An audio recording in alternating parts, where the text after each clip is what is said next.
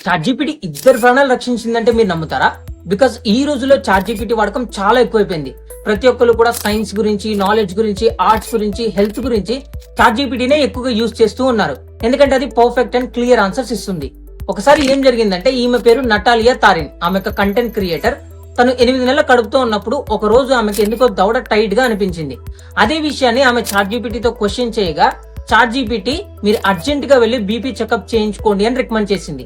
ఆమె వెళ్లి BP checkup చేయించుకోగానే తనకి హైలో ఉంది బీపీ అని డాక్టర్ చెప్పారు. తగ్గిపోతుందని ఆమె వదిలేసింది.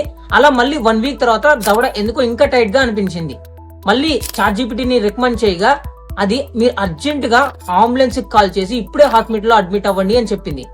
వెంటనే ఆమె హాస్పిటల్లో అడ్మిట్ అవగానే డాక్టర్ ఏం చెప్పారంటే, మీరు ఒక్కరోజు ఆగితే మీ ప్రాణాలు పోయేవి, ఇప్పుడే మీకు అర్జెంట్ గా ఆపరేషన్ చేయాలని చెప్పి ఆపరేషన్ చేశారు.